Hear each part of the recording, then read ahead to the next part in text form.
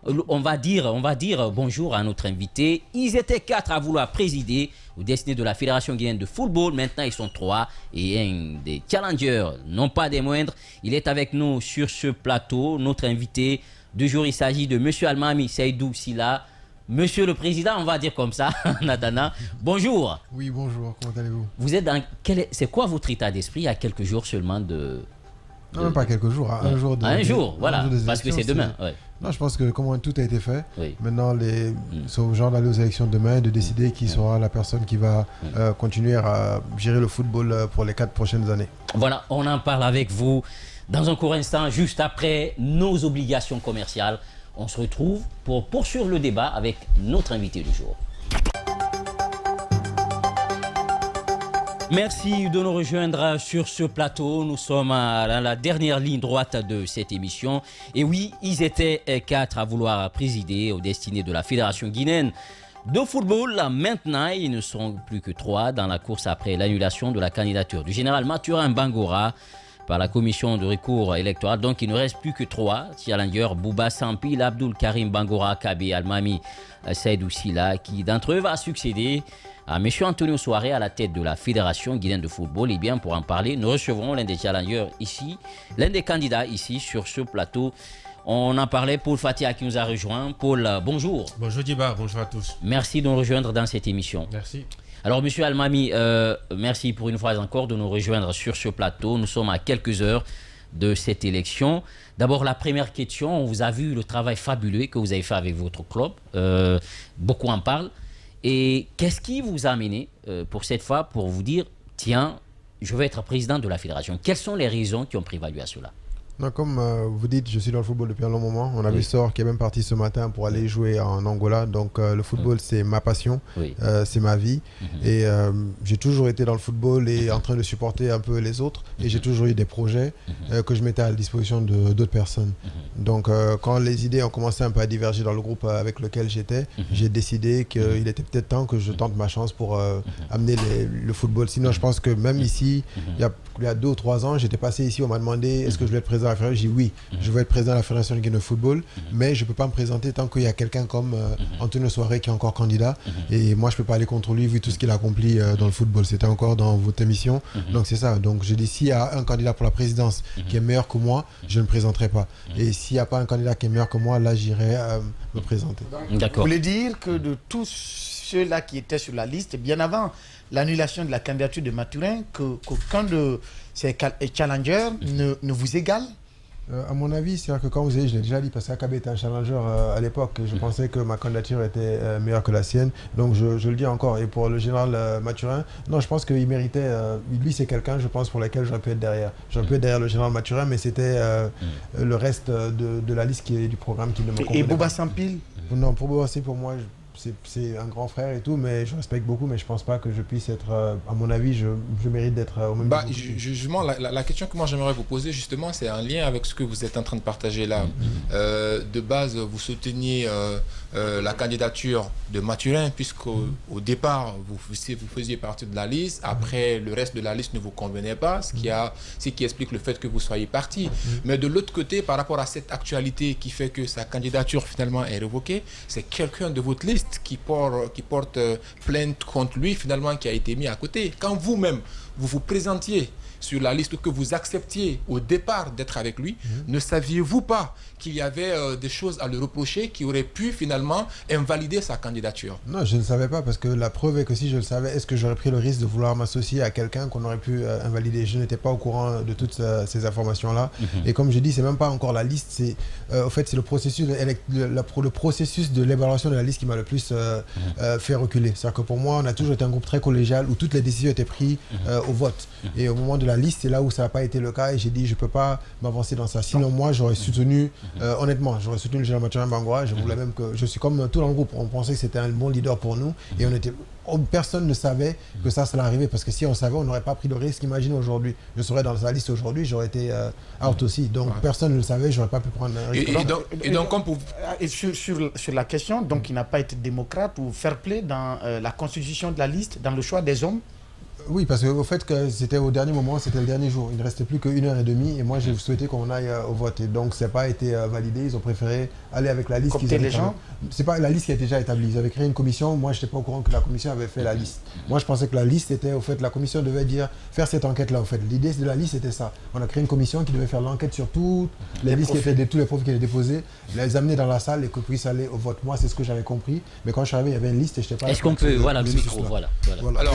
Alors deux questions en une. La première, vous étiez à la base sur une première liste. Finalement, à quelques heures de la fin du dépôt des candidatures, vous sortez de là et vous déposez votre propre candidature. Est-ce que vous pensez que ce délai-là, où le timing est favorable pour vous, pour mobiliser tout ce qu'il y a en termes de ressources pour pouvoir réussir cette candidature? C'est ma première question. La seconde question, c'est bien entendu en lien encore une fois avec cette actualité-là. Est-ce que vous comprenez, vous, la décision prise par la commission de recours?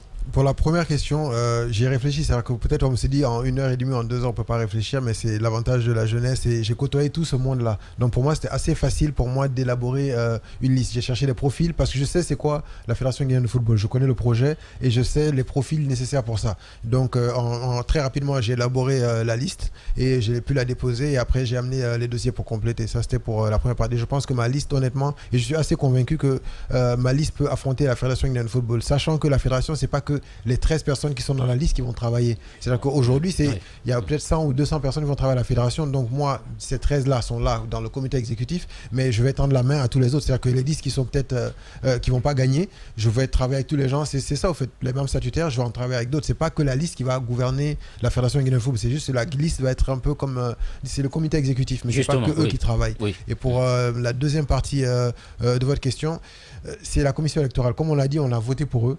On est allé à l'Assemblée, on a voté pour la commission électorale, on a voté pour la commission électorale de retour, on les a mis en place. On leur a fait confiance et on avait le choix de dire non. Mais on a tous dit oui, à l'unanimité, on a voté pour eux. Donc aujourd'hui, je ne vais pas me décrédibiliser en disant que je ne leur fais pas confiance. Moi, comme je dis, j'aime beaucoup, c'est l'un de mes propos préférés. Je suis Soussou Mouda et Borom Maman Ramakon. Donc j'ai voté pour cette liste-là. Je vais assumer jusqu'à la fin cette liste.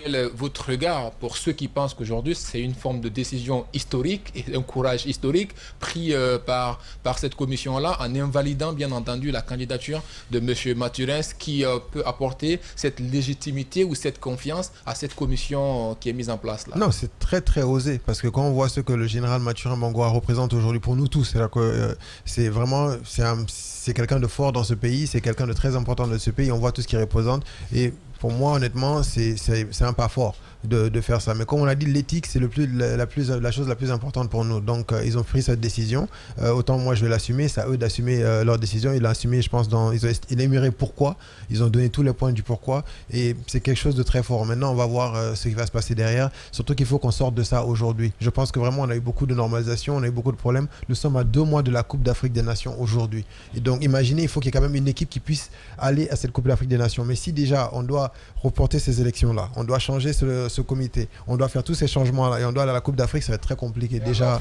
D'accord. Kapsa, s'il vous plaît, on va aller avec notre expert rapidement. Kapsa. Sur le même élan. Maintenant, finalement, cette décision-là qui invalide la candidature de Mathurin, on a vu qu'avec la Ligue de football, finalement, aujourd'hui, l'élection devait se tenir, ça ne se tiendra plus.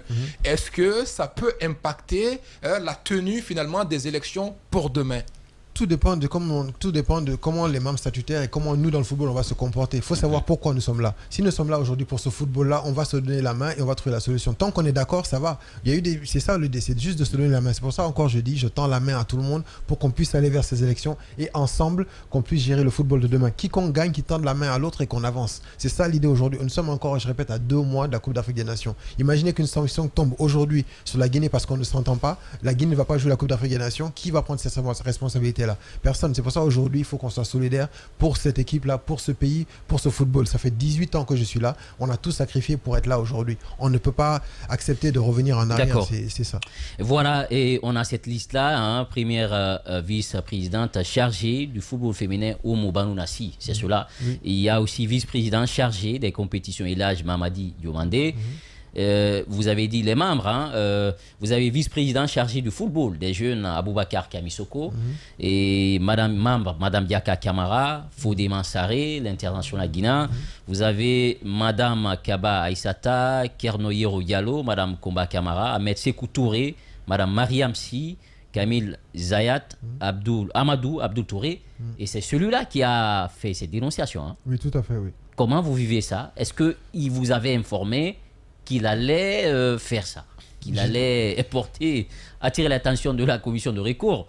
Je n'étais pas informé. C'est après le fait que j'ai appris, parce que après, je pense que c'était juste avant que j'aille à la RTG qu'on m'a appelé pour me demander que j'ai porté plainte et je n'étais pas au courant. C'est là que j'ai pu discuter avec lui et je me suis rendu compte qu'effectivement qu'il avait fait ça. Donc c'est pas ma décision. Je n'étais pas au courant. J'ai été informé après. Vous avez adhéré à ça? Je suis obligé de l'assumer. D'accord. Parce que beaucoup disent que c'est un inconditionnel de Super V et que c'est Super V qui aurait fait ça pour lui dire fais ça. Non, vous savez que moi, je ne vais pas sur des suppositions. Je n'ai pas de preuve pour le moment que c'est un inconditionnel de Super V. Je sais qu'ils ont des relations, je sais qu'ils ont des relations, mais je ne peux pas dire que c'est Super V qui a fait ça. Comme j'ai dit aujourd'hui, je l'ai dit, j'assume ce que ma liste a fait. Ce n'est pas ma décision, donc lui, il va assumer ses actes. Et après, de toute façon, comme on dit, c'est ça, au fait, le comité exécutif, c'est un groupe. C'est-à-dire que nous sommes 13 aujourd'hui, et après, il y a tous les membres statutaires. Donc après, pour le moment, je suis vraiment allons aux élections, finissons les élections, et après ma gestion de mon groupe et la gestion des membres statutaires, on le verra. Mais pour le moment, la primeur, c'est aller à ces élections-là, solidaires, et que vraiment on crée ce G75. C'est l'objectif, et j'ai toujours voulu œuvrer dans ce sens-là. Allez-y, pour la question. Alors, Monsieur le Président, avec l'invalidation de la liste du général Mathurin Bangoura, est-ce que ce ne sont pas des points de plus engagés par votre groupe?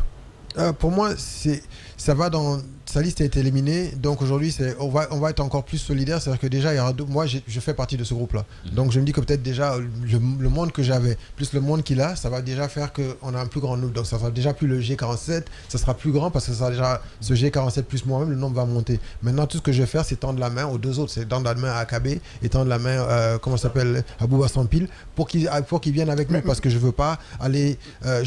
on va aller aux élections, c'est obligatoire. Mais ce que je veux, c'est qu'à la fin des élections-là, qu'on puisse prendre... Parce que honnêtement, dans toutes ces listes-là, il y a de la qualité. Aujourd'hui, quoi qu'on dise, les autres listes ont de la qualité aussi. Donc, toutes les listes ont de la qualité. Aujourd'hui, je veux tendre la main à tout ce monde-là pour qu'ensemble, nous allions à la Fédération guinéenne de football et qu'on puisse vraiment sortir le football de ça et représenter la Guinée honorablement. Mais pensez-vous que sa liste va vouloir s'aligner à vous à partir du moment où c'est vous qui avez été à l'origine de leur chute ou de l'annulation de leur candidature? Est-ce que vous avez l'espoir vraiment qu'ils vont accepter de vous rejoindre? Est-ce que vous avez commencé à échanger avec eux? Est-ce qu'il y a eu, on vous a approché ou vous êtes allé vers le général Mathurin pour des consignes de vote pour qu'ils vous soutiennent? Comme je dis, c'est le groupe. C'est-à-dire qu'aujourd'hui, comme j'ai dit, j'ai jamais été séparé de ce groupe-là. Les relations qu'on a, c'est des gens que je côtoie journalièrement. Et comme j'ai dit, je ne vais pas faire de propagande. C'est-à-dire quand toutes les télés, j'ai jamais dit voter pour moi. Moi, ce que je disais, c'est voter pour mon parcours. Donc encore, c'est le même message. C'est mes amis, c'est mes frères, c'est mes sœurs, c'est mes parents, c'est mes cousines, c'est mes oncles. C'est la même famille encore. Donc moi, ce que je veux dire, c'est aller aux élections et ensemble, continuons. Je sais qu'ils sont avec moi déjà. Dans l'esprit, on est ensemble parce que tous les jours, nous sommes ensemble. Depuis avant même que la décision ne tombe, on en parlait. On parlait de ça. Que la décision tombe, on a encore parlé. Je suis en contact tous les jours avec eux. Donc aujourd'hui, je pense que la meilleure solution encore, c'est la majorité encore ensemble. Donc le G47 va être plus rempli encore avec tout ce que moi j'avais aussi. Ça va vraiment faire un groupe solidaire. C'est encore une fois, je vais tendre la main aux deux autres pour qu'ils viennent adhérer avec nous, pour que ces élections-là se passent convenablement et tous ensemble. D'accord. Oui, Cap. Voilà, l'autre question que j'ai envie de poser, recadrez-moi si je ne comprends pas bien les choses, comment ça fonctionne. Cependant, j'ai quand même une interrogation. Vous êtes à la tête d'une liste et quelqu'un de votre liste entreprend une action sans que vous ne soyez vous-même au courant et c'est vous en rentrant pratiquement dans une émission que vous en êtes informé. Est-ce que vous maîtrisez ce groupe-là? Est-ce que je peux dire quelque part, est-ce que le leadership nécessaire sera là pour pouvoir guider ce groupe-là et pour créer une véritable cohésion au sein de ces groupes pour aller vers finalement la vision du groupe? Non, je pense que vraiment je suis convaincu que ça sera le cas. C'est comme on dit, on a un groupe, vous parliez de tout à l'heure d'un sujet, je pense qu'il y a un chef d'État dans un pays, mais il a quand même sanctionné un membre de son gouvernement. Ça ne veut pas dire que ce que le chef directement va sur le membre du gouvernement. C'est on a un groupe et on peut se tromper camper sur une personne. Mais après, comme on dit, le plus important, c'est qu'est-ce que je vais faire après ça. Ça, c'est arrivé. J'ai déjà pris des mesures pour que ça ne puisse plus arriver.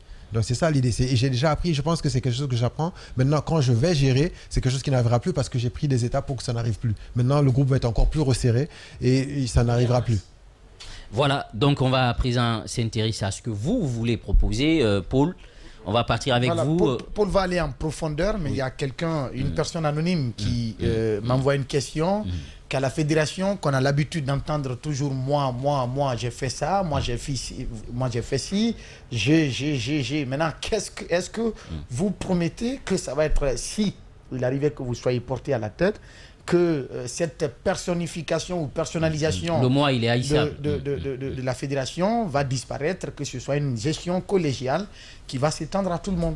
La preuve déjà, comme vous dites, pourquoi j'ai créé ma liste, parce qu'une gestion collégiale n'a pas été faite, ça c'est la première des choses. Et deuxièmement, ça fait 18 ans que je suis dans ce football-là. J'étais à la Ligue guinéenne de football professionnel jusqu'à être premier vice-président à la Ligue guinéenne de football professionnel. J'ai jamais été devant. Pourtant, tout ce qui s'est passé, je peux vous dire que j'étais un élément clé de tout ça et j'ai toujours travaillé dans l'ombre, j'ai toujours travaillé derrière les hommes. Donc pour moi aujourd'hui, l'idée c'est pas moi. Moi, ça m'importe peu. Ce qui m'intéresse, c'est le nous et ce que nous pouvons faire ensemble. Donc déjà, comme je dis à chaque fois, n'écoutez pas ce que je dis, regardez mon parcours. C'est la première fois qu'on s'est vu, peut-être, ça fait 18 ans que je suis là. Vous ne savez pas que j'existe, ça fait sort et parti en campagne africaine. Est-ce que je vous ai mis devant pour dire oui, je suis celui qui est allé en campagne africaine? On parlait dans le micro. Est-ce que vous me dites que je sors en campagne africaine aujourd'hui?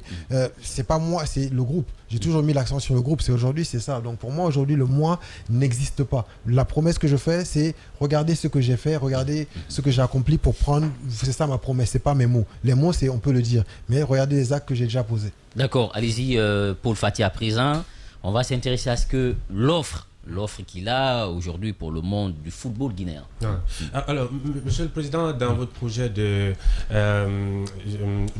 campagne, quels sont les axes d'amélioration de la gouvernance que vous voudriez bonifier si vous êtes élu président de la Fédération guinéenne de football? La première des choses pour moi, c'est la visibilité des actions et de tout ce qui se passe. Parce que comme on dit, le nerf de la guerre, c'est l'argent.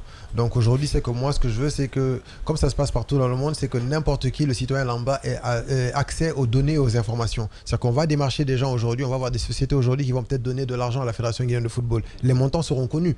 Donc on va les enregistrer et ça sera des contrats. Les contrats, pour moi, les contrats seront vus de tout le monde. Je ne vais pas signer de contrat sans que la population, même sans que les membres statutaires ne soient au courant de ce qui est dans le contrat. Ça sera accessible à tout le monde.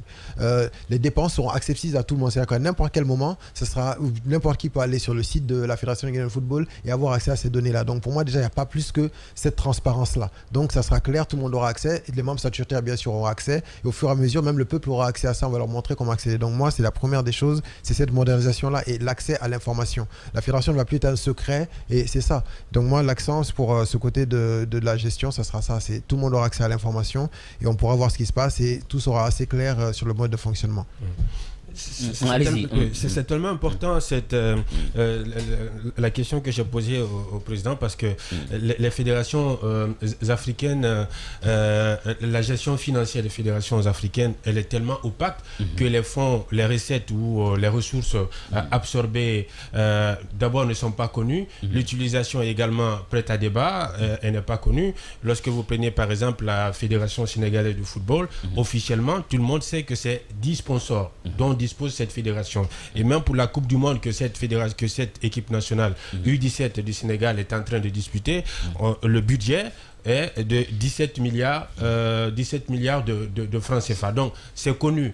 Au point que la fédération aujourd'hui se partage les dépenses avec l'État. Vous prenez le salaire, par exemple, d'Aliou Cissé qui s'élève à 30 millions de francs CFA. C'est l'État qui prend 15 millions et la fédération sénégalaise de football prend également 15 millions de francs CFA. Vous prenez les sponsors, à chaque qualification d'une phase finale de la Coupe d'Afrique des Nations, l'équipementier qui vous habille verse des dividendes à votre fédération. Ça, c'est plus de 300 000 euros que la firme allemande verse. Donc, voici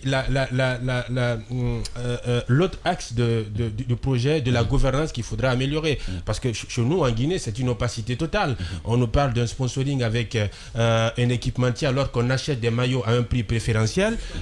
Et sur la base des éléments que tu fais bien de donner ces éléments, Paul, et c'est sur la base de ces informations, je pose la question au candidat Almami Silla, est-ce que vous seriez prêt, n'est-ce pas, si vous veniez à être élu, à auditer la gestion antérieure de la FEGIFOOT? Non, mais ça commence par ça. La première des choses quand on arrive dans un endroit, c'est de faire l'état des lieux. Je l'ai dit dans toutes mes interventions, j'ai dit je vais commencer par faire l'état des lieux. L'état des lieux commence par l'audit. Et je vais auditer, je vais voir parce que je veux pas... Il faut que je sache ce qui se passe. Donc pour pouvoir mieux gérer, je veux savoir ce qui se passe et à partir de là, prendre les décisions qui sont nécessaires. Mais pour moi, comme il a dit, moi ça sera transparent. Quand je vais signer un contrat, n'importe quelle société veut que le contrat soit privé, je ne serai pas d'accord avec ça. Ça c'est déjà la première des conditions. Le contrat va être visible à tous les Guinéens pour qu'ils sachent ce qu'on est en train de faire avec l'argent du contribuable. Allez-y, Voilà, Caps. justement, j'aime bien ce que vous faites comme proposition. D'ailleurs, c'est ce que font tous les candidats. Les engagements pris, les promesses tenues, c'est souvent très beau de les écouter. Mais encore une fois, par rapport à ces projets-là, comment vous comptez les mettre en œuvre? Et ce qui ressort comme question sous-jacente finalement, pourquoi vous à la tête de la Fédération guinéenne de football? Et je termine cette autre question parce que vous dites que vous allez faire les états des lieux comme ça se fait, poser des diagnostics. Mais à l'issue de tout ça, vous disiez à l'entame de vos propos le respect, l'admiration que vous aviez pour Antonio, contre lequel vous ne souhaiterez pas vous présenter candidat, notamment Mathurin, etc. C'est des gens qui ont géré par le passé. Si vous tombiez sur des éléments les concernant, est-ce que les accablants, est-ce que vous serez à même d'avoir ce courage-là, d'aller au bout au regard de l'admiration que vous aviez pour eux, pour ne pas aller en élection contre eux, pouvoir faire pratiquer, faire exécuter les choses telles que dit la loi? Par exemple, des poursuites. Non, la première des choses pour moi, c'est le plus important pour moi, c'est l'étiquette, vraiment être honnête avec soi-même. C'est-à-dire que si je trouve des choses qui ne sont pas normales, et de toute façon, comme vous dites, l'audit a été fait par le CONOR. Oui. Le CONOR a fait l'audit avant que moi je n'arrive. Donc moi, je n'ai pas audité avant le CONOR. Ce que moi je veux auditer, c'est ce que le CONOR a fait et avancer à partir de là. Donc tout ce que ces autres présidents de club ont fait, ça ne sera pas lieu d'être parce que l'audit a été déjà fait, les rapports ont déjà fait. Je pense que c'était juste avant que l'ancienne groupe fasse les élections, il y avait un rapport qui était venu de la FIFA qui a même félicité la gestion de la fédération à l'époque. Donc pour moi, je n'ai pas à aller avec ça. Je vais aller directement sur ce qui se passe maintenant, auditer ce qui se passe maintenant. Et après, j'ai pas ce problème-là. Après, quand on dit les paroles, je dis encore une fois, n'écoutez pas ce que je dis, allez fouiller dans ce que j'ai fait. J'ai toujours respecté mes engagements. Allez-y, Paul. Caps, en attendant, s'il vous plaît. Oui. Laissez-moi aller au bout. Je veux savoir, vous dites que vous allez lever des fonds, vous allez également garantir cette transparence-là. Moi, j'ai envie d'avoir un thème d'action. Concrètement, comment vous vous y prendrez pour lever les fonds-là et comment vous allez garantir cette transparence-là? Non, pour lever les fonds, c'est comme on sait déjà. C'est qu'aujourd'hui, la première des choses pour une société, pour qu'ils puissent engager de l'argent pour soutenir un groupe, il faut que les choses soient transparentes. C'est-à-dire qu'aujourd'hui, il y a plein de sociétés en Guinée qui veulent donner de l'argent. Mais il faut qu'elles sachent que l'argent qu'on va donner va aller là où ça doit aller. Donc la première des choses, avant que j'aille demander de l'argent à quelqu'un, c'est nettoyer chez moi. C'est déjà l'argent qui est déjà à la fédération, l'argent que le gouvernement donne, l'argent qui est déjà sur place, montrer comment on est en train d'utiliser cet argent-là. Ça, c'est la première des étapes. Donc quand je vais voir une société, ils peuvent aller même en ligne n'importe quel moment, trouver comment le mode financier de la fédération fonctionne. Et après, quand j'irai vers le c'est pas... Parce que là, pour le moment, ce que je vois on est en train de faire souvent avec cette société-là, c'est demander de l'aumône. Moi, je ne demande pas de l'aumône. Je vais prendre de l'argent pour le mettre dans mon projet et vous avez quelque chose en contrepartie. Aujourd'hui, on va aller à la Coupe d'Afrique des Nations. Qui ne va pas regarder la Coupe d'Afrique des Nations? Donc, si sur un maillot aujourd'hui, j'ai un sponsor, je vends son image. Donc c'est ce que je vais faire. Je vais aller voir ces sociétés-là, pas pour faire de l'aumône, mais pour leur dire, voici, donnez c'est le montant et on va vendre votre image. Vous avez parlé aujourd'hui du Sénégal. Le Sénégal, qui n'en a pas un match du Sénégal? Vous avez des grands joueurs au Sénégal aujourd'hui. En Guinée, c'est pareil. Tous nos grands joueurs, tout le monde, par exemple, on a Naby Keita. Si Naby Keita est en train de jouer avec, je sais pas moi, une certaine marque, un gamin de 12, 13 ans, 14 ans qui est en train de grandir va vouloir jouer avec cette marque aussi. Donc non, moi, je ne vais pas aller faire de l'aumône. Ça, c'est sûr et certain. Je vais aller leur dire de venir investir dans leur projet. Sur la base d'un projet, d'accord. Voilà. Allez-y, Paul. Avoir une administration qui est capable d'absorber de nouvelles ressources, de se soustraire aux traditionnelles subventions de la CAF et de la FIFA, des subventions malheureusement qui font des fédérations africaines pas des partenaires ou des collaboratrices aux yeux des instituts, notamment la CAF et la FIFA, mais comme des éternels assistés, parce qu'on attend que ces subventions-là pour mener des actions, on est incapable d'aller, disons, de se créer d'autres poches d'argent, mais c'est quand on a une administration forte qui est capable de mobiliser mobiliser des ressources, ça va, je pense que c'est tout bénéfique pour la Fédération guinéenne de football. Alors, Monsieur le Président, aujourd'hui, nous assistons à un appauvrissement des compétitions domestiques, notamment le championnat et la Coupe nationale, ce qui provoque un désintérêt total à venir suivre ces compétitions-là. Aujourd'hui, si vous êtes élu président de la Fédération guinéenne de football, quel est le magic system, comme le disent les Ivoiriens, vous allez utiliser pour réveiller cet engouement-là, remobiliser, disons, le public sportif dans les gradins? Le magic system, c'est vraiment pas magique, c'est quelque chose de très très simple. À l'époque, quand j'étais le président de Satellite, on avait rempli les stades. Mais comment on l'avait fait, c'est parce que l'enjeu était revu dans le championnat. On ne savait pas qui allait gagner le match, on ne savait pas qui allait être champion. Et ensuite, il y avait le monde de la culture. Je suis très proche du monde de la culture aussi. Et aujourd'hui, si par exemple tous ces artistes-là sont prêts à venir prester gratuitement au stade. Déjà, si les gens ne viennent pas pour le football, ils viendront peut-être pour ces artistes-là. Ça, c'est là. Mais le plus important, c'est le niveau du jeu. Là, quelque chose que j'ai toujours voulu installer dans le championnat, moi, c'est les playoffs. Et les playoffs, ce que ça va faire, je ne sais pas si qui était là à l'époque, il y avait le tournoi, par exemple, Ruski en fin d'année. Vous vous souvenez, le stade était tout le temps plein parce que c'était un tournoi sur une période déterminée. Donc imaginez que maintenant que le championnat finisse et qu'on prenne ces équipes-là et que toujours le champion n'est pas connu, ça sera connu à la fin des playoffs. Donc les playoffs, ça sera par exemple le premier joue contre le 8e, le deuxième joue contre le 7e et ainsi de suite. Et ça sera le meilleur de 3 matchs qui va gagner. Donc ça sera sur une période très courte de par exemple 45 jours, on va faire un tournoi où tout le monde sera regroupé au même endroit. Par exemple, cette fois, par exemple, on peut choisir par exemple Kamsar. On peut aller faire ce tournoi-là Kamsar. On va remplir Kamsar. On peut le décoloniser maintenant pour Kankan. Oui. On peut l'amener à Sigiri sur le nouveau terrain. On peut l'amener à Kindia. On peut l'amener. Donc ce tournoi peut être déplacé et ça va remettre l'engouement dans le championnat et le stade va être rempli. Je suis convaincu que ce stade va être rempli. Les villes que vous citez, il n'y a pas un seul stade digne du nom. Comment vous allez déplacer plusieurs équipes dans une ville où même il n'y a pas de terrain d'entraînement? Comment ça va se passer? Pour le moment, c'est ça, c'est aujourd'hui. C'est la première des choses. J'ai dit, on a Conakry où déjà on a assez pour le faire. Oui, mais parce que vous parlez de l'intérieur. Oui, mais la première des choses, c'est graduellement. C'est que la première saison. C'est que moi, dès aujourd'hui, c'est que la saison est déjà lancée. On ne peut pas instaurer les playoffs, par exemple. Donc ça veut dire les années à venir, si vous êtes élu. Même pas la saison. C'est-à-dire que pas cette saison. Oui, la saison qui va suivre, si vous êtes élu, pensez-vous que cela va être possible à Sigiri ou à Zérékoré? Ça ne sera pas possible peut-être à Sigiri, à Zérékoré la première année. La première année, déjà cette année est déjà lancée. Il n'y a qu'un seul stade qui a le gazon. Donc ça sera dans 3 ans. Donc dans 3 ans, je pense qu'on pourra avoir plus qu'un stade. Donc ça veut dire que vous prévoyez de construire des stades. C'est obligatoire. C'est aujourd'hui, comme j'ai dit, je vais aller chercher des fonds. Et par quel mécanisme, quand on sait que le département aujourd'hui avait même, le département des sports s'était engagé dans un contrat, dans le cadre justement de la CAN 2025, avec des entités pour la construction des stades. Mais le financement n'est pas là, les partenaires ne sont pas venus. Et d'ailleurs, il y a eu substitution de contrats par endroit. Comment vous allez corriger toutes ces imperfections? Déjà, vous parlez de ces imperfections-là, mais vous êtes au courant qu'il y a 2 stades qui sont en train d'être rénovés en Guinée en ce moment. Le stade du Baptiste. Donc, il y a eu des solutions pour que ces 2-là soient rénovés. Donc, l'argent est sorti. Et ça, c'est des rénovations. Et ça, c'est un certain standing de stade. Pour les autres stades aujourd'hui, par exemple, quand vous prenez le stade de Kankan, c'est un privé, c'est quelqu'un qui l'a, c'est un privé qui l'a fait. Parce qu'on l'a démarché, on lui a demandé de le faire. À Sigiri, c'est la même chose. On allait voir un ressortissant de Sigiri, on lui a demandé, fais-nous ce stade-là. Aujourd'hui, il faut pouvoir avoir le courage de demander. Moi, c'est l'avantage un peu de cette jeunesse-là. Je ne vais pas être trop fier pour aller demander à quelqu'un, et s'il te plaît, en tant que ressortissant de cette zone-là, je te connais, tu as les moyens, fais ce stade-là. Prends par exemple les stades que KPC il a fait, c'est exactement la même chose. On est allé le voir, on a mis notre fierté de côté, c'est hey, grand, tu as les moyens, s'il te plaît, fais-nous ces stades-là. Il les a fait. Moi, j'ai pas honte de le faire et je le ferai encore. J'irai voir toutes ces personnes-là. Et c'est même si c'est vous qui pouvez m'apporter, j'irai vous voir pour qu'on puisse. Au-delà du remplissage des stades. L'autre question, je termine là-dessus. Il y a un connaisseur du football qui me dit que il y a un schéma en Guinée que tant que ce schéma n'est pas détruit, que le football guinéen ne sortira pas de l'ornière. Que dans les autres pays, les présidents des clubs sont en association. Mais que le football guinéen est géré entre les présidents des clubs. C'est-à-dire, un président de club se retrouve à la tête de la Fédération guinéenne de football. Il va tout de suite vouloir mettre toutes les chances du côté de son club. Que tu veuilles ou pas. On va dire il a quitté, il cède à quelqu'un d'autre, mais il va vouloir toujours gérer son équipe à distance.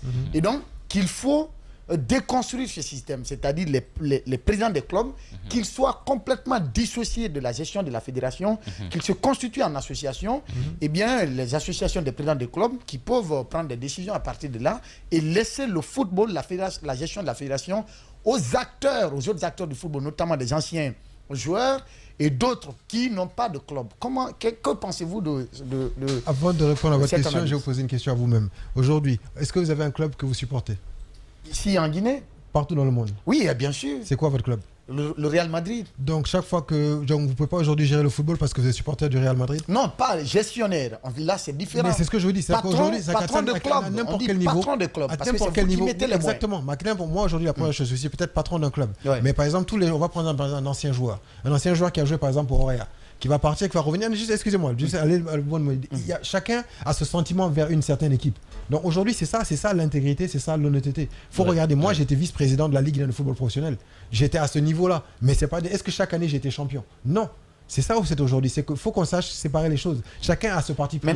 Est-ce qu'en France, par exemple, en Europe, est-ce qu'il y a des fédérations qui sont gérées par des présidents de clubs? Mais peut-être pas en France, mais il y a des pays où il y a des présidents qui sont là. Par exemple, aujourd'hui, le président de la CAF, il est propriétaire d'un club de football.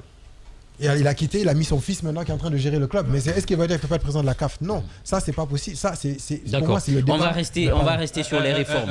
Est-ce que vous allez augmenter le nombre de clubs? Non, le nombre de clubs de la Ligue 1. Non, moi j'ai déjà dit, je ne suis pas dans cette idée-là pour augmenter le nombre de matchs. Je vais augmenter les nombres de matchs en faisant les playoffs. C'est-à-dire qu'on va rajouter les playoffs à la fin de la saison. Pour moi, on est déjà à 14 et on va rester à 14. On va essayer d'améliorer la situation de ces 14-là. C'est comme je disais la dernière fois, c'est trouver les moyens pour que ces clubs-là soient mieux gérés. Et comment le faire, c'est leur apprenant comment gérer un club. Soit aujourd'hui, par exemple, c'est un club avec des petits moyens, mais regardez où ils sont en train d'aller. Donc c'est ça, c'est apprendre à ces gens-là comment mieux gérer leur club avec 14. Plus tard dans le futur, mais pour le moment, ce n'est pas dans mes idées. Moi déjà, c'est aider ces 28 clubs professionnels à être plus professionnels et à leur donner plus de matchs. Donc à la fin de la saison, en rajoutant ces playoffs pour eux. Bien. Je veux juste m'appuyer dessus. En fait, ça permet à ceux qui écoutent de comprendre, bien entendu, les projets que vous mettez en place. Parce que moi, le comment vous réalisez ces projets-là sont plus importants pour moi que le quoi, ce que vous voulez mettre en place. Parce que finalement, c'est ce qui garantit que vous êtes à la hauteur de pouvoir le faire. Vous preniez un exemple tout de suite là par rapport au développement des différents stades. Vous parlez dans 3 ans, Cancan, Siguiri, etc. pourront avoir des stades. Sachant que vous n'avez pas une idée claire de combien vous serez mobilisé. Pour moi, est-ce que parler de 3 ans, c'est réaliste? La seconde chose dans votre démarche ou dans votre stratégie, c'est d'aller vers des mécènes, aller vers des personnes, des ressortissants de ces localités-là qui ont les moyens pour qu'ils mettent l'argent. Vous avez cité par exemple le KPC qui en a fait et qui le fait, sachant qu'il est derrière une liste et il est prêt à mettre ses moyens à la disposition des membres de cette liste-là pour rendre ça comme une réalité dans les différents stades-là.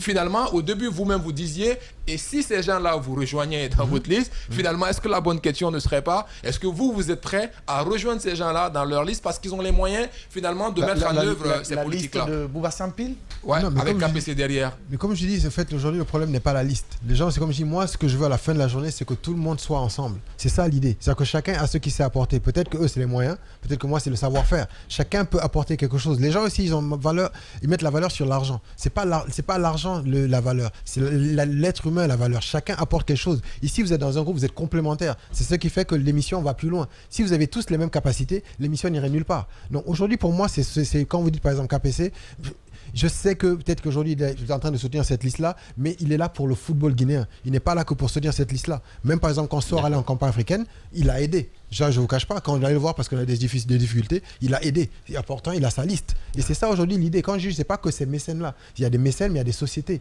Il y a beaucoup de choses pour aller chercher cet argent. Un exemple, c'est que je ne suis même pas élu. Il y a quelqu'un de ma liste déjà qui a trouvé $800 000 pour aller à la Coupe d'Afrique des Nations, alors que je ne suis même pas élu. Donc déjà, c'est pour dire l'état d'entreprise sur lequel on n'est pas élu, mais il a eu déjà avec une société de la place qui est prêt à mettre $800 000 pour l'équipe nationale qui va aller en Coupe d'Afrique, mais ils ne sont pas prêts à le mettre en espèces, mais ils sont prêts à le mettre en nature. C'est pour dire déjà qu'on sait lever les fonds. Dans mon équipe, il y a des gens qui savent lever des fonds et c'est ce qu'on va faire. Je l'ai toujours fait. Et donc, ne vous inquiétez pas, on va les tendre la main et je vais prendre les meilleurs de chaque de ces listes-là pour ceux qui savent faire. Si dans ça sera pour la finance, d'autres ça sera pour leur savoir-faire, d'autres ça sera pour leur histoire, mais je vais mettre la main tout le monde. D'accord, nous avons Titi Camara, l'international guinéen. Aujourd'hui, par exemple, quand il parle de KPC, un exemple, c'est pas de l'aumône quand on parle de lui. Mais aujourd'hui, il a une société, n'est-ce pas? Il a sponsorisé le championnat et on parle de la Ligue 1 Guico Presse. C'est pas de l'aumône. Il a donné de l'argent en contrepartie. Il s'attend à quelque chose. C'est ça le marketing. Voilà. Nous avons l'international guinéen avec nous, Aboubacar Titi Camara, qui voulait prendre la parole. Titi, bonjour. Bonjour. Merci de nous rejoindre dans cette émission. Allez-y, Paul. Alors, Elhadj Aboubacar, vous êtes invité dans cette émission. Vous avez demandé de prendre la parole. Alors, qu'est-ce qu'on peut attendre de votre contribution participative, Elhadj? Ben, je vous remercie l'opportunité que vous me donnez pour intervenir à votre émission qui est écoutée dans le monde entier. Et aujourd'hui, nous avons un gros problème. Le problème, c'est les membres statutaires. Pour vous dire la vérité, le football guinéen est pris en otage. Quand on voit le déroulement, tout ce qui se passe, ça fait 10 ans que la Guinée est en train de souffrir à cause des membres statutaires. On ne peut pas comprendre un pays qui a été numéro 1 en Afrique, et sans oublier le AFIA et le Orea aussi, qui ont honoré le football guinéen, sans parler de notre génération, qu'aujourd'hui, on est en train de reculer à tous les niveaux. Vous le savez, vous les journalistes, ceux qui sont dans le sport, nous aussi nous le savons, même si nous ne sommes pas avec ces membres statutaires. C'est un milieu qui est corrompu jusqu'à la moelle épinière. Il faut se dire la vérité. Ces membres statutaires-là, c'est eux qui prennent le football en otage. On sait déjà comment ça se passe dans ce pays-là. Grâce à Dieu, laissez vos égos là. Allons-y aux élections. Votez un projet. Votez un projet. Sans ce projet-là, le football guinéen ira nulle part. Aujourd'hui, on est dernier partout. Mais essayez au moins d'aider ce football-là. Aider les acteurs. Parce que quand je vois les membres statutaires, les présidents des clubs, là, vous êtes des mécènes. Vous apportez plus dans vos clubs à la jeunesse, à l'épanouissement du football. Mais restez dans vos clubs. Laissez la gestion de la Fédération guinéenne de football à des gens, à des techniciens qui peuvent nous apporter. Nous savons tous quand il y avait les Baba Sako ici, il n'y a jamais eu de problème. Et pourquoi? Et chaque fois, quand il y a des élections en Guinée, c'est des problèmes. Depuis quand ces membres statutaires-là, ils s'intéressent au football, à la gestion de la Fédération guinéenne de football? Parce qu'ils savent qu'il y a un projet goal que la FIFA donne. Mais c'est pas normal. Alors, Elhadj, vous êtes... Et si la régie pouvait nous aider, c'est Titi Camara qui est comme invité. Hein. Titi a beaucoup d'images, beaucoup de photos. L'invité surprise, ça voilà. Il faut le dire. Oui, mais alors, on a du temps. Oui, vous êtes une légende du football guinéen. Et c'est la question justement que je posais au candidat qui se trouve être notre invité ici. Est-ce que vous pensez que pour rompre avec cette pratique qui ne permet pas à notre football d'avancer, qu'il faut mettre que les présidents des clubs doivent se contenter de la gestion de leur club et laisser la gestion de la fédération entre les mains des anciens comme vous et d'autres qui n'ont pas de club? Vous avez tout à fait raison. Je suis d'accord avec vous. Vous savez, pourquoi cette fois-ci, je n'ai pas posé ma candidature. Moi, j'ai représenté la Guinée pendant 20 ans. Notre génération a représenté la Guinée pendant 20 ans. Ils ont chanté l'hymne national pour nous parce qu'il faut être fier d'être guinéen. Moi, je suis rentré dans ce pays-là depuis 2008 parce que je suis convaincu que la Guinée, c'est l'avenir. Il y a d'autres qui peuvent être pessimistes, il y a d'autres qui ne sont pas d'accord. Mais si je suis rentré, c'est pour apporter quelque chose à ce pays-là. Ces membres statutaires, les gens qui s'agitent là, mais n'ont qu'à rester dans leur club. On voit en Europe comment ça se passe. Votre invité, que j'ai beaucoup de respect pour lui, il parle de le président de la Fédération africaine de football, M. Bossempe. Il y a eu un consensus, ou bien dans des conditions normales. Même si Melody Sanders gagne, que ce soit en masculin ou en féminin, d'accord, nous savons tous que ce pays-là, c'est un pays qui est développé, il y a des infrastructures en place. Malheureusement, en Guinée, moi, je me suis battu à côté du professeur Alpha Condé, mais il n'y a pas eu la volonté politique pour construire des stades en Guinée. Déjà, si on a la possibilité, parmi tous ces candidats-là, sauf Akabe, qui veut que le football soit relancé, qu'on puisse organiser une Coupe d'Afrique des Nations. C'est pas un rêve, c'est possible.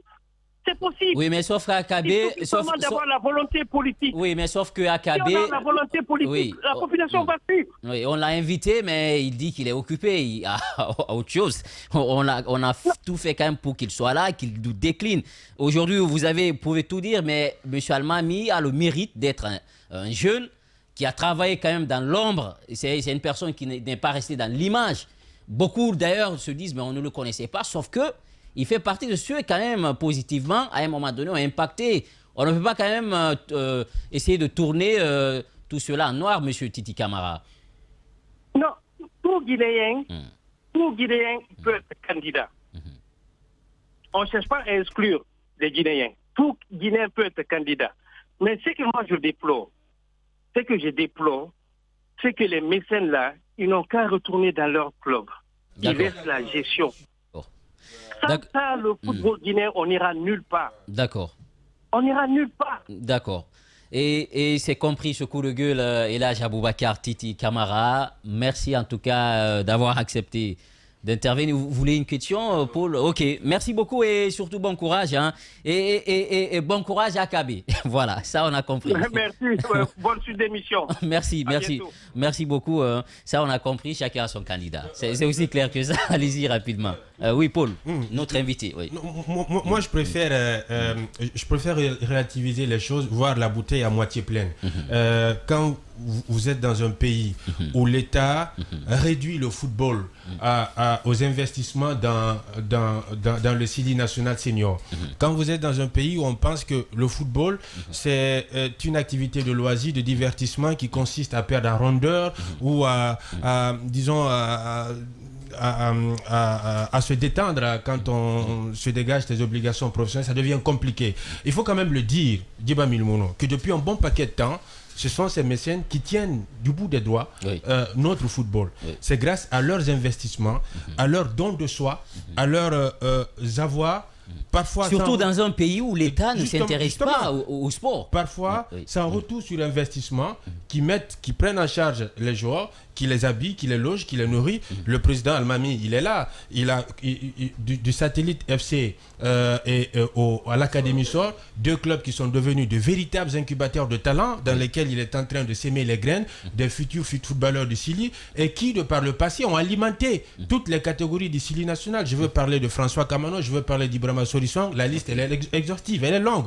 Maintenant, vous avez son club est en déplacement, les billets, c'est lui qui les a pris en charge, l'hébergement, c'est lui qui les prend en charge. Donc toutes ces dépenses-là, c'est grâce à ces mécènes-là. Vous avez un État qui finance, qui ne nous construit pas de stade, qui n'investit que dans le Sili National Senior. Et d'ailleurs, il faut le rappeler, c'est 15% de la subvention de la fédération. Les 85%, c'est la CAF et la FIFA. Pour le championnat, il n'y a rien. Vous prenez le Gabon, par exemple, c'est 80 millions de francs CFA par an que l'État gabonais finance, donne à la fédération gabonaise pour le championnat. Au Sénégal, par exemple, on a procédé à un financement indirect, à un investissement indirect. Au lieu qu'on ne donne de l'argent à nature à la fédération sénégalaise du football, en espèces plutôt, on défalque sur, c'est pas comment on appelle... les redévances. Exactement, les redévances du côté du port, tout ça. Donc ça permet à la fédération de supporter les dépenses en son sein. Je vous dis aujourd'hui, la fédération sénégalaise de football, elle anticipe même sur 2 ans, 3 ans sur les dépenses de l'État. Elle n'attend forcément pas que l'État vienne. En Guinée, qu'est-ce qui se passe? Ces mécènes-là, ce sont eux qui tiennent notre football. Moi, je préfère voir la bouteille à moitié vide. On peut réglementer les choses. Mais dire qu'il faut que les sortir. Je sais, quand on les sort, M. Titi Camara, on s'arrête. Ça, au moins, c'est clair. En Guinée, quel est le mécène qui a construit les stades? C'est Bouba Sampil qui a construit un stade du côté de l'AS Kaloum. C'est le président KPC qui a construit des stades. 4 stades de proximité à Kindia, à Labé, à Koléa et le stade de Nangor. On n'a pas de stade. Faute de stade homologué, on est obligé d'aller jouer parfois en territoire ennemi où on se fait doublement gifler par notre adversaire, comme ce fut par exemple le cas du Sili national féminin. On tend l'autre joue, on se fait gifler et puis on tend attend la deuxième jour pour se faire gifler par un même adversaire parce qu'on joue en territoire ennemi. Oui. Moi, je préfère qu'on réglemente l'intervention, la participation, la contribution de ces mécènes dans le développement de notre football. Sinon, l'ami, plutôt, Djiba, ça devient compliqué. À travers la question, justement, monsieur le président Almami, la question, c'est d'abord de savoir quelle est la réponse que vous donnez face à l'intervention de Titi Camara qui pense que des présidents de clubs ne peuvent pas être à la tête de la fédération guinéenne de football. Et pour lui, ici, à crise, c'est vous, il vous pointe du doigt. Il y a un mot qu'il a dit. Il dit, au fait, il ne faut pas que les présidents de club gèrent, il faut qu'on mette des techniciens qui savent gérer, etc.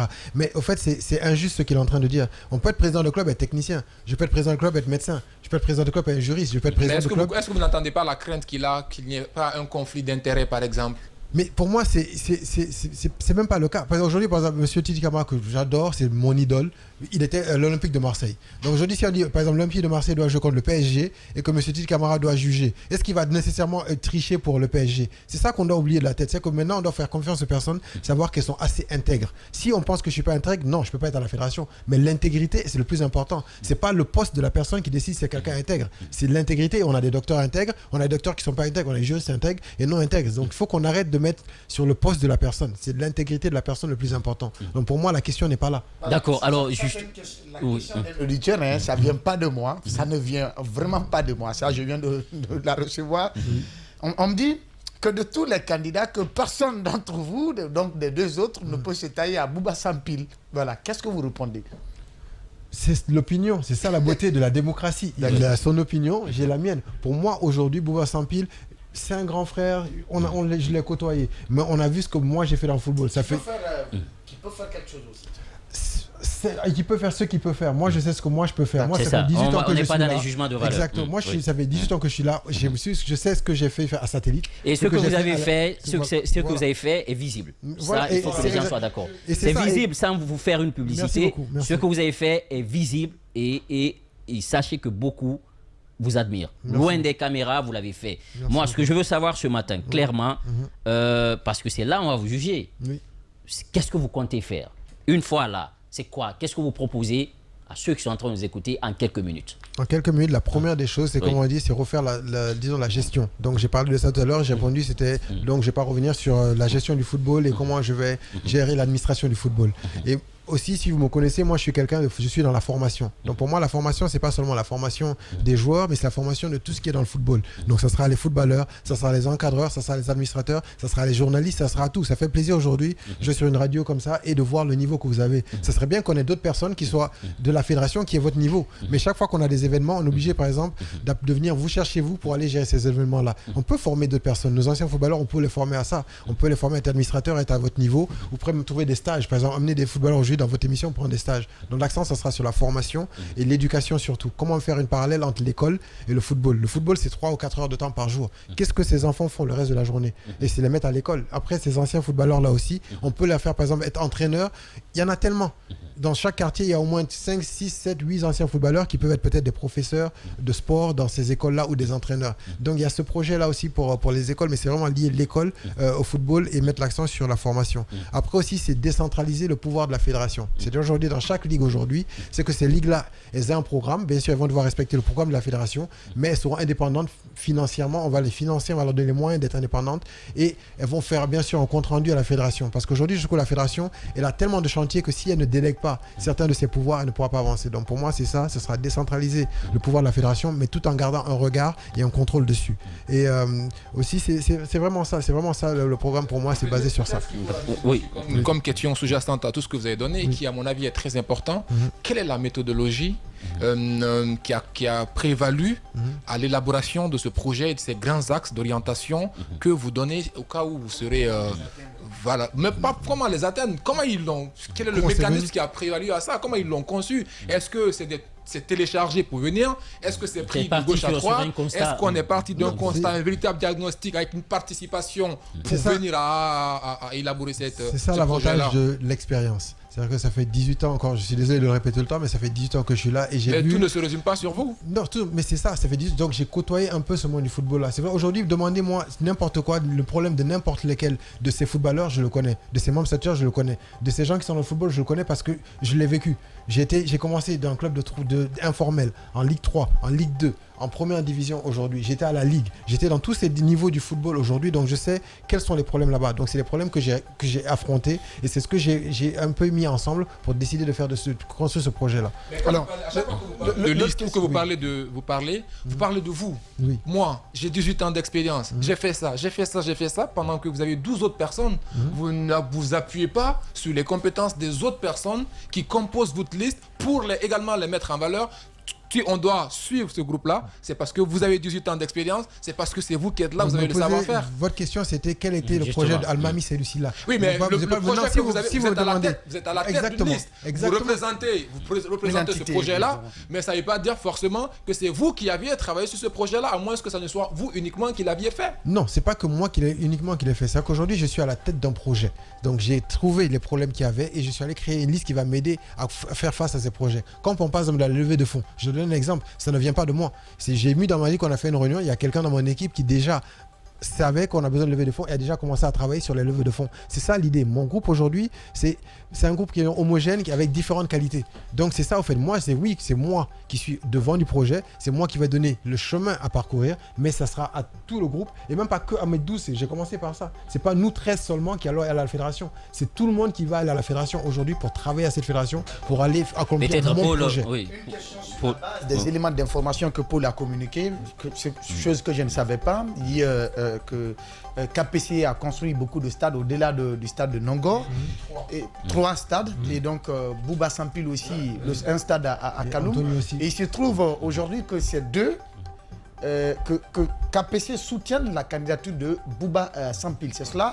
Et donc, quand ces deux se réunissent, est-ce que vous ne pensez pas que c'est déjà quelque chose de très fort qui peut, n'est-ce pas, perturber les autres candidatures? Mais quand vous dites ça, c'est très fort peut-être pour construire les stades. Oui, c'est votre conception. Oui. Aujourd'hui, on est dans le football, d'accord? Donc moi, c'est avec l'équipe que j'ai, tout ce que j'ai fait, sort en campagne africaine à protéger l'indice de la football guinéen. Du football guinéen. C'est peut-être très fort aussi. Donc c'est fort, c'est pour ça que j'ai dit, il ne faut pas aller dans chacun à sa qualité. Je ne vais pas dire qu'ils n'ont pas de la qualité. Ils ont leur qualité. Mais aujourd'hui, j'ai ma qualité aussi. Et l'idée, c'est ensemble. Quand vous avez par exemple la liste comment ça s'appelle, du général Mathieu Bangoura, il y a de la qualité. Vous avez quelqu'un comme Louis Camara qui est dedans, qui arrive et qui a fait aussi beaucoup de choses. Qui a fait beaucoup de choses aussi. C'est-à-dire qu'il ne faut pas aller dans ce sens-là. Il faut qu'on oublie ces personnes-là et qu'on aille chercher la qualité. Moi aujourd'hui, je regardais le visage de personnes. Chacun a sa qualité. Le général Mathieu Bangoura a sa qualité. Louis Camara qui a dans sa liste sa qualité. Comme vous avez avec AKB dans sa liste, il a de la qualité. Il a des membres qui ont de la qualité. Vous avez dans chaque liste, il y a la qualité, c'est d'aller prendre les meilleurs. Aujourd'hui, le plus important, c'est avoir quelqu'un qui peut fédérer ces gens-là. La chance que moi j'ai et la différence qu'il y a entre moi et ces autres candidats, c'est que j'ai des relations positives avec tous ces membres-là. Et moi, je peux les fédérer autour du projet. D'accord. Un message en peu de mots, on est pris par le temps pour ceux qui sont en train de nous suivre. Le message en peu de mots, c'est ensemble, venons ensemble. On aime ce football-là, on a tous sacrifié pour ce football-là. On passe du matin au soir, on vit football, on respire football. Venons ensemble et faisons quelque chose de positif et oublions, disons, nos égos, oublions ça parce qu'à la fin de la journée, c'est le football qui souffre et quand le football souffre, nous souffrons. Quand l'équipe nationale a perdu 1-0, nous tous, on a souffert, nous tous, on a été gênés, nous tous, on a eu mal. Donc aujourd'hui, oublions nos guerres et ensemble, venons trouver la solution au football guinéen et je tends la main encore à tout le monde. Venez pour que vous rejoigniez moi, pour qu'ensemble, le samedi, on finisse avec cette guerre et on avance ensemble. Voilà, vous l'avez compris, c'était Almami Silla qui est avec nos candidats pour la présidence de la Fédération guinéenne de football. Merci Paul, merci Caps Babila, merci Alphonse, merci à Mohamed Ali Condé, Mohamed ici à la régie, Poutine et tous les autres, Mafata Sanou, Lamine Sidibé, au niveau de la régie à la télévision. Portez-vous bien où que vous soyez. Surtout prenons soin de la Guinée car elle le mérite. Au revoir.